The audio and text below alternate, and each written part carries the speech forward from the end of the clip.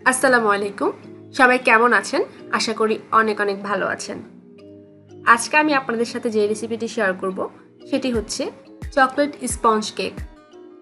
যারা বাড়িতে কেক তৈরি করেন কিন্তু পারফেক্টভাবে স্পঞ্জ হয় না কিংবা আপনাদের কেকটা ভালো করে ফুলে ওঠে না অথবা কেকটা বেক করার পর চুপসে যায়, তাদের জন্যই আমার আজকের এই রেসিপি।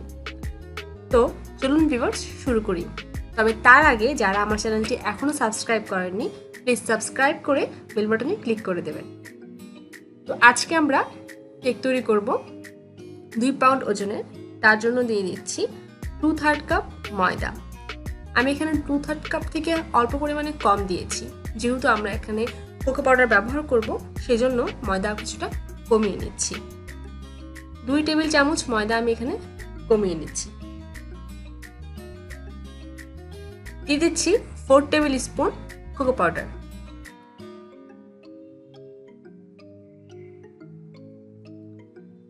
এবারে দিচ্ছি 1 টিস্পুন বেকিং পাউডার।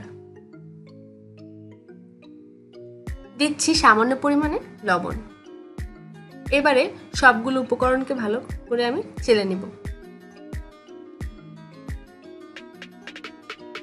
চেলে নেওয়া হয়ে গেলে আমি 4টা ডিম নিয়েছি ফ্রিজ থেকে। রুম টেম্পারেচারে ডিমগুলি আসার পর ডিমের সাদা অংশ এবং কুসুমগুলোকে আলাদা করে নিয়েছি। এবারে 2/3 কাপ চিনি দিয়ে আমি বিটারে লো স্পিড দিয়ে বিট করব একটু ফোমি ভাব হওয়া পর্যন্ত।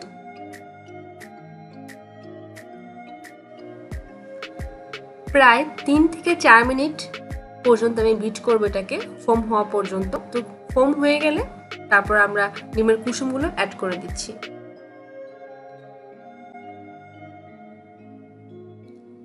অল্প কিছুক্ষণ বিট করে এবারে আমরা দিয়ে দেব রেগুলার যে অয়েল, সেটা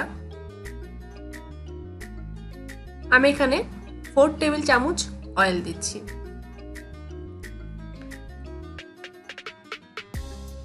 তবে তেল দেওয়ার পর কিন্তু আমরা খুব বেশি একটা বিট করব না, ঠিক আছে? তাহলে কিন্তু অনেক সময় ফোমটা নষ্ট হয়ে যায় খুব বেশি বিট করলে। আমরা অল্প পরিমাণে বিট করব। এবারে দিচ্ছি চকলেট যে পেস্ট বা চকলেট সিরাপ, যেটা আমরা চকলেট এসেন্স হিসেবে ব্যবহার করি। এগুলো আপনারা যে কোনো অনলাইন পেজ থেকে কিনতে পারবেন। আমরা কিন্তু কেকের জিনিসপত্র কোথায় কিনতে পাওয়া যাবে, কত টাকা দাম, এই নিয়ে কিন্তু আমি 2টা ভিডিও আমার চ্যানেলে আপলোড করেছি। মাশাআল্লাহ, আপনাদের কাছ থেকে আমি অনেক অনেক সাপোর্ট পেয়েছি, অনেকে কমেন্টস করেছেন। তো সেখানে আপনারা ভিডিওগুলো দেখে জানতে পারবেন বিস্তারিত। তো আমি অল্প পরিমাণে শুকনো উপকরণগুলোকে অল্প অল্প করে 3 বারে মিশিয়ে নেব। কোনোভাবেই কিন্তু খুব জোরে জোরে ফোমটা নাড়াচাড়া করে নষ্ট করা যাবে না। আস্তে আস্তে নেড়ে চেড়ে উপকরণগুলোকে মিশিয়ে নিতে হবে। প্রয়োজনে আপনারা দুধ ব্যবহার করবেন, তবে কোনোভাবেই কিন্তু খুব বেশি মিক্স করা যাবে না।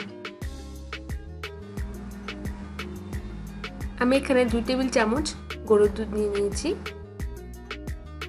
আপনারা চাইলে কিন্তু গুঁড়ো দুধ মিশিয়েও এটা করতে পারেন। দেখুন আমার ব্যাটারটা কিন্তু রেডি হয়ে গেছে। এবার এটাকে আমি মোল্ডে ঢেলে নেব। 2 পাউন্ড কেক তৈরি করার জন্য 8 ইঞ্চি কিংবা 9 ইঞ্চি হচ্ছে পারফেক্ট। আমি এখানে একটা 8 ইঞ্চি মোল্ড নিয়েছি। মোল্ডে ব্যাটারগুলো আমি ঢেলে নিচ্ছি। আমি কিন্তু আগেই চুলায় একটা হাঁড়ি বসিয়ে 10 মিনিটের জন্য হাঁড়িটা প্রিহিট করতে দিয়েছি। তাহলে আপনারা কেকটা ওভেনেও বেক করতে পারেন। চুলাতে একদম অল্প আছে এই কেকটাকে আমি 25 থেকে 30 মিনিটের মধ্যেই বেক করে ফেলবো। ফিরে আসছি 25 থেকে 30 মিনিট পর। তবে সময় কিন্তু আপনাদের কম বেশিও লাগতে পারে। তো দেখতেই পাচ্ছেন কেকটা কিন্তু ঠান্ডা হয়ে গেছে। কেকটা আমি চুলা থেকে নামিয়ে রেখেছি।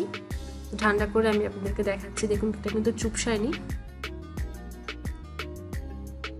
এবারে কেকটাকে আমি একটু সাইড থেকে খুলে নিচ্ছি।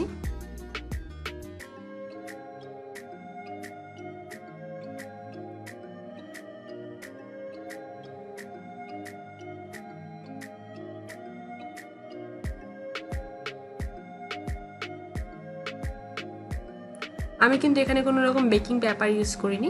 বেকিং পেপার আপনাকে ব্যবহার করতে হবে বিষয়টা কিন্তু এমন না। আমি এখানে কিন্তু খাতার যে লেখালেখির যে কাগজ, সেই কাগজটাই আমি ব্যবহার করেছি। সেখানে তেল ব্রাশ করলেই হবে। তো দেখতেই পাচ্ছেন আমার কেকটা কিন্তু হয়ে গেছে। এবার দেখা যাচ্ছে কেকটা কত পরিমাণে স্পঞ্জি হয়েছে।